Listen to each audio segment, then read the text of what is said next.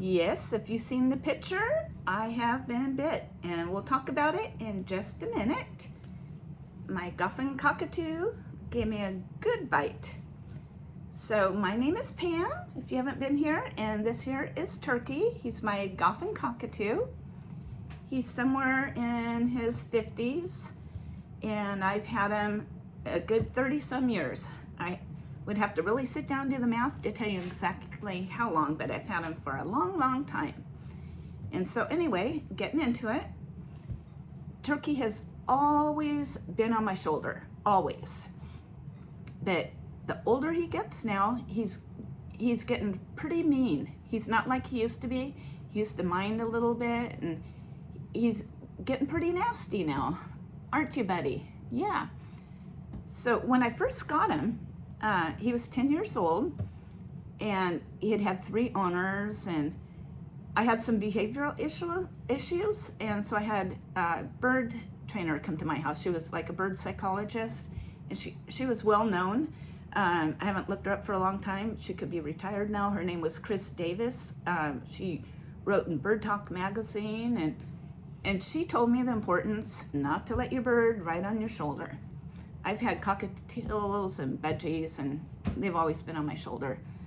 But I didn't pay attention to her, and I still don't pay all the way attention to it. But I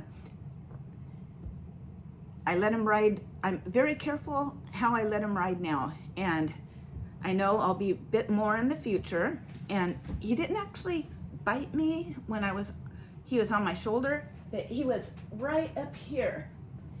And so I usually, step up, buddy. I usually, when I would let him on my shoulder or pick him up from his cage, he would just jump to my shoulder and it's okay. But all of a sudden, he started playing this. He would jump at me real aggressively, and that's what he does. So I'm not letting him just jump to my shoulder any longer.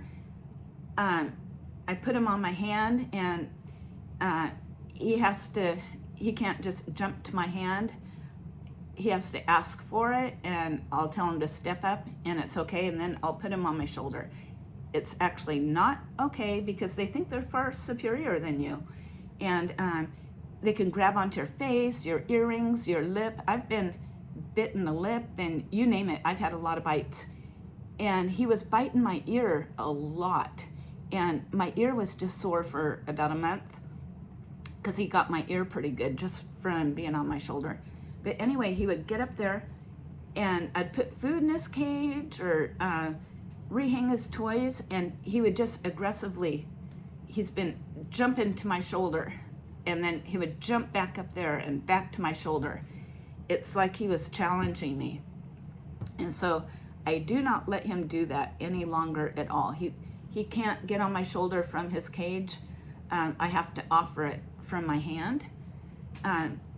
What happened was he was trying to do the jump thing, and I turned around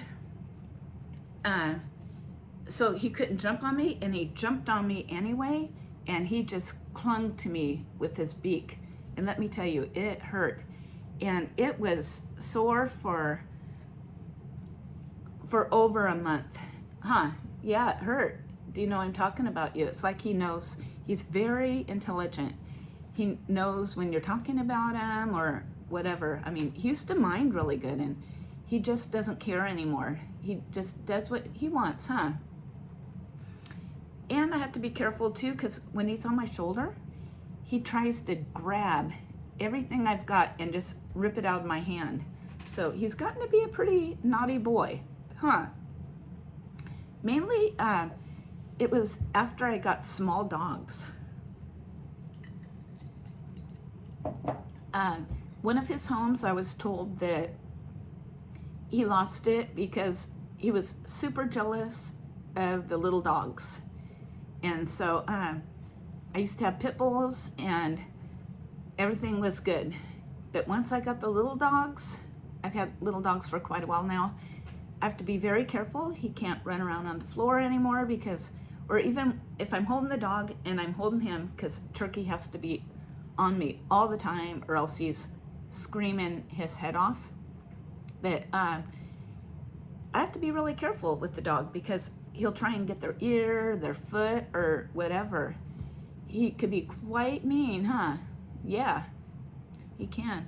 But anyway, I just wanted to tell you the importance of birds being on your shoulder.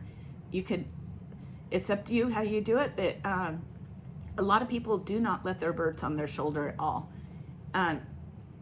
They always keep their bird at a lower height than them, so they're superior.